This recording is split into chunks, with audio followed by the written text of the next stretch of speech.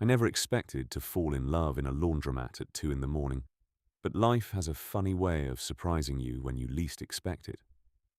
I was sitting there, watching my clothes tumble in the dryer, scrolling mindlessly through my phone, when he walked in. He was massive, this guy.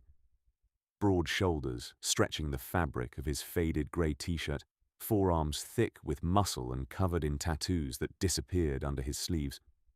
His hands were rough, calloused, the hands of someone who worked with them every day. He had this dark stubble on his jaw and eyes that looked tired but kind. And when he caught me staring, he gave me this small, almost shy smile that completely contradicted everything else about him.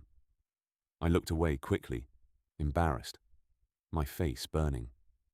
I was 24 years old and still blushing like a teenager when an attractive man looked at me. I'd only been out for 2 years, and I still wasn't used to the way my heart would race when I found myself near someone I was attracted to. I tried to focus on my phone again, but I could feel him moving around the laundromat, hear the clink of quarters, the sound of a washer door opening and closing. Then I heard his voice, deep, a little rough around the edges, with an accent I couldn't quite place. "Mind if I sit here? All the other chairs are covered in detergent someone spilled." I looked up. He was gesturing to the plastic chair next to mine, and I nodded, not trusting my voice. He settled into the chair with a sigh, and I noticed he smelled like salt water and diesel fuel and something else, something earthy and masculine that made my stomach flip. We sat in silence for a few minutes, the only sounds the humming of the machines and the occasional car passing outside. Then he spoke again. "Late night laundry, huh? I'm guessing you're either a night owl or you work weird hours." I found my voice. Neither, actually. I just kept putting it off until I literally had nothing left to wear tomorrow. I laughed, and it sounded nervous even to my own ears. "What about you?" He leaned back in his chair, stretching his legs out in front of him. "I work on the docks, loading and unloading cargo ships. My shift ended at midnight, and I've got shore leave starting tomorrow, so I wanted to get this done before I crash." He rubbed his hand over his face. "Been working double shifts for the past 3 weeks straight. I'm beat." 3 weeks? That sounds brutal." "It is," he admitted. "But the money's good, and I was saving up my shore leave. Got 2 weeks off starting tomorrow." He glanced at me, and there was something in his eyes, something searching. "I'm Marcus, by the way." "Ryan," I said, and when we shook hands, his grip was firm and warm, and he held on just a second longer than necessary. That's how it started. We talked while our laundry washed and dried, about nothing and everything. He told me about growing up in Georgia, about how he'd joined the Merchant Marine at 19 to see the world, about the ports he'd visited and the storms he'd weathered.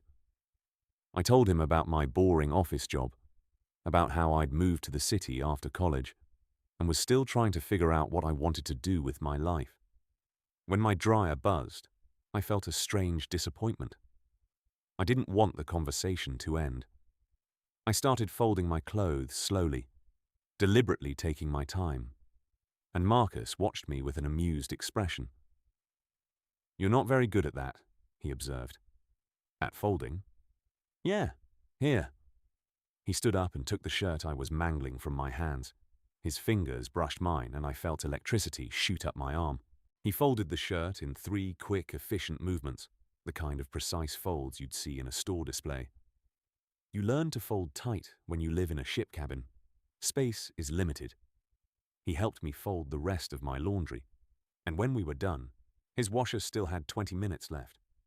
I knew I should leave. I knew I should just thank him and go home.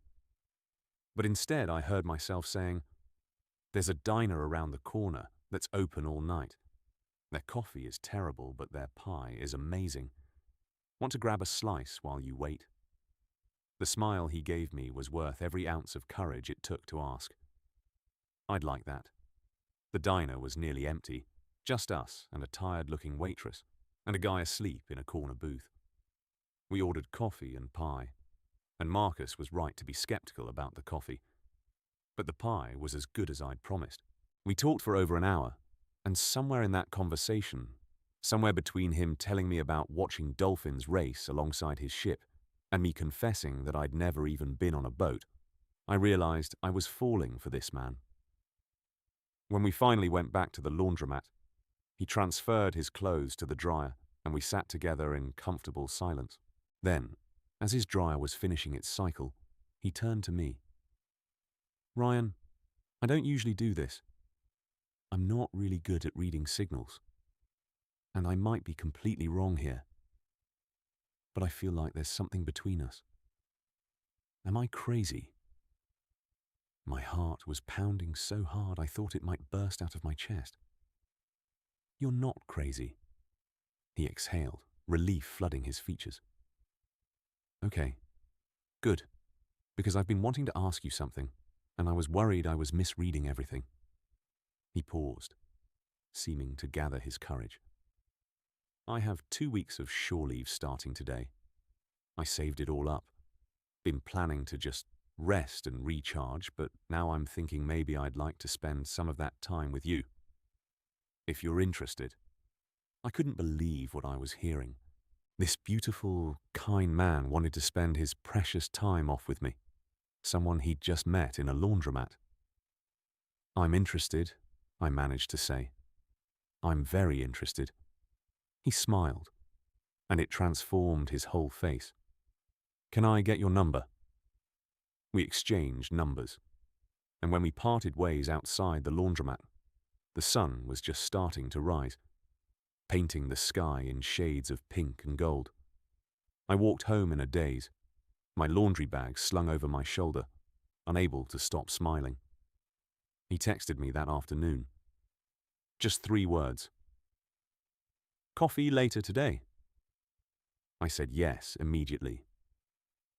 We met at a coffee shop near the waterfront, and in the daylight, Marcus was even more striking than I'd remembered.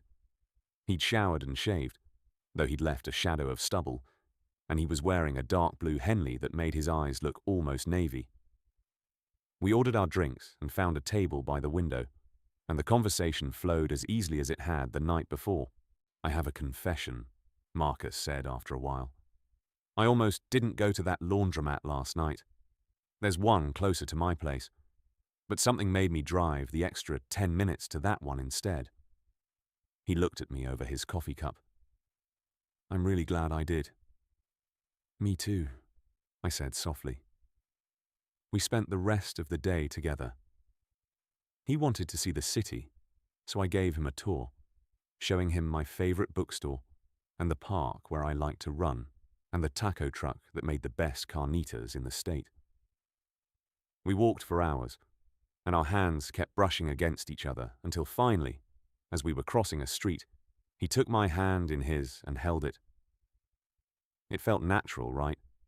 Like our hands were meant to fit together exactly like that.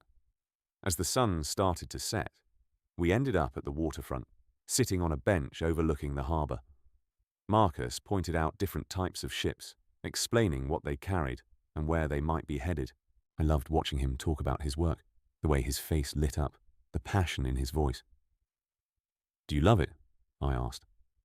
"The work, I mean, being at sea." He was quiet for a moment, considering. "I do. Or I did. Lately, I've been thinking about it differently. It's a lonely life, you know? You're surrounded by people on the ship, but you don't really form connections because everyone's temporary. You pull into port, and you're only there long enough to load or unload and maybe grab a meal on shore. You don't put down roots. You don't build anything lasting." He turned to look at me. "Meeting you last night, it reminded me what I've been missing." I didn't know what to say to that, so I just squeezed his hand. "I'm 32 years old," Marcus continued, "and I've been doing this for 13 years. I've got money saved up. I've been thinking maybe it's time to find something more stable. You know? Something that would let me actually have a life on land. What would you do? I asked. He shrugged. I've been looking into becoming a crane operator at the port. It's similar work, uses a lot of the same skills, but you go home every night. Or maybe something in logistics, coordinating shipments. I don't know yet. I'm still figuring it out. We stayed at the waterfront until the stars came out, and when Marcus finally walked me to my car, he cupped my face in his rough, calloused hands and kissed me. It was gentle and sweet and perfect, and when we pulled apart, I was breathless. "Can I see you tomorrow?" he asked. "Yes," I said. "Absolutely, yes." The next 2 weeks were the most incredible of my life. Marcus and I spent almost every moment together. I took time off work, claiming I had a family emergency, which felt like a lie until I realized that in a way, it was true. This was an emergency of the heart, and I wasn't going to miss it for anything. We did everything together. I took him to the museum, and we spent hours wandering through the exhibits. He took me to the marina and convinced me to go out on a sailboat with him. And even though I was terrified at first, his steady presence made me feel safe. We cooked dinner together in my tiny apartment, and I discovered he made the best jambalaya I'd ever tasted, a recipe his grandmother had taught him. We stayed up late watching movies, and I fell asleep with my head on his chest, listening to his heartbeat. But it wasn't just the big moments. It was the small things too. The way he always made sure I'd eaten. The way he'd reach for my hand without thinking. The way he looked at me like I was something precious. The way he listened when I talked. Really listened. Like every word I said mattered to him. One night, about a week into his shore leave, we were lying in my bed, tangled up in each other, and Marcus said, "I need to tell you something." My stomach dropped. Here it was, the other shoe dropping. He was going to tell me this was just a fling, that he was leaving and we'd never see each other again. But instead, he said, "I put in my notice at the shipping company. I'm done after my next voyage." I sat up, staring at him. "What?" "Marcus, you can't do that because of me. We've only known each other a week." He sat up too, taking my hands in his. "I'm not doing it just because of you. I'm doing it because meeting you made me realize I want the kind of life where this is possible. Where I can meet someone and actually see where it goes instead of having to leave after 2 weeks. Where I can build something real." He squeezed my hands. "But I'm not going to lie and say you're not a big part of the decision. You are. This week with you has been the best week of my life, Ryan. I don't want it to end." "I don't want it to end either," I whispered. "Then, let's not let it," he said simply. "I have to go back out for one more voyage. It's a 6-week run to Singapore and back. But after that, I'm done. I'm going to find work here, in the city. I want to see where this goes with us. If you want that too." I kissed him instead of answering, and I poured everything I was feeling into that kiss. All my hope and fear and overwhelming affection for this man who'd walked into my life in a laundromat and turned everything upside down. When we finally broke apart, Marcus was smiling. "I'm taking that as a yes." "It's a yes," I confirmed. "It's absolutely a yes." The last few days of his shore leave were bittersweet. We both knew he was leaving, and the clock was ticking down. But we tried not to let it overshadow our time together. On his last night before he had to report back to his ship, we went back to the waterfront, to the same bench where we'd sat on our first day together. 6 weeks, Marcus said, his arm around my shoulders, pulling me close. "That's all. And then I'm back for good." 6 weeks, I repeated. It sounded like forever. "We'll talk every day," he promised. "I'll have satellite phone access. And I'll email you from every port. And when I get back, I'm taking you out on a proper date. Somewhere fancy. You'll have to wear something nicer than jeans. I laughed, even though there were tears in my eyes. I'll hold you to that. He kissed the top of my head. I know this is fast. I know we barely know each other. But Ryan, I'm falling in love with you. I think I started falling in love with you in that laundromat, watching you try to fold that shirt. My breath caught. I'm falling in love with you too. We stayed there until late, holding each other, neither of us wanting to let go. When he finally dropped me off at my apartment, we kissed goodbye, and I watched him drive away, his taillights disappearing into the night.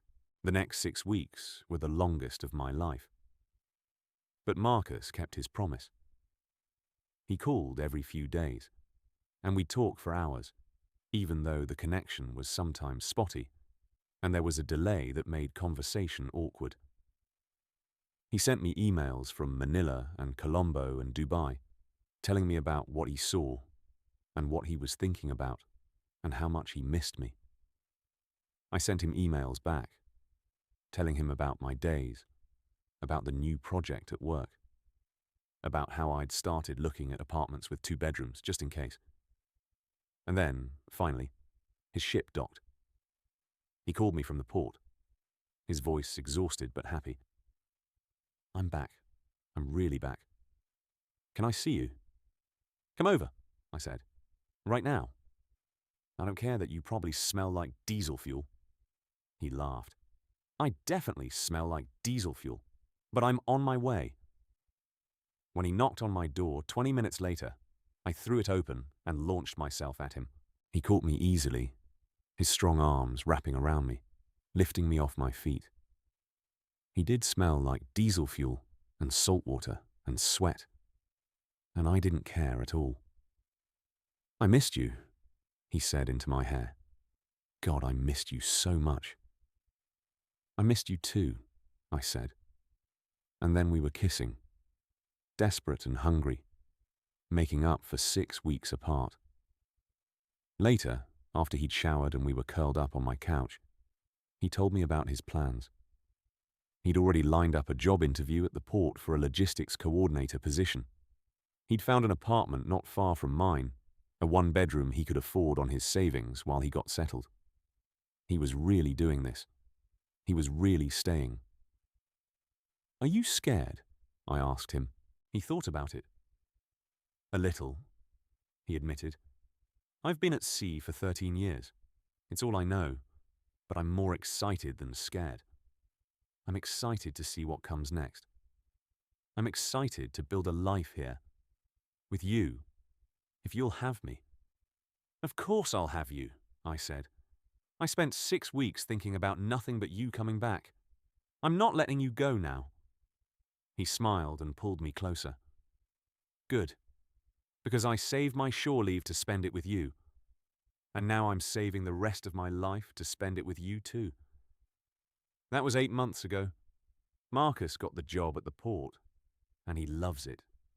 He goes to work every morning and comes home every night, and we've fallen into a rhythm that feels like we've been doing this for years instead of months. He moved into a bigger apartment after 3 months, and I started staying over so often that I basically live there now. We're talking about officially moving in together, about getting a place that's ours, not his or mine, but ours. Sometimes I still can't believe this is my life.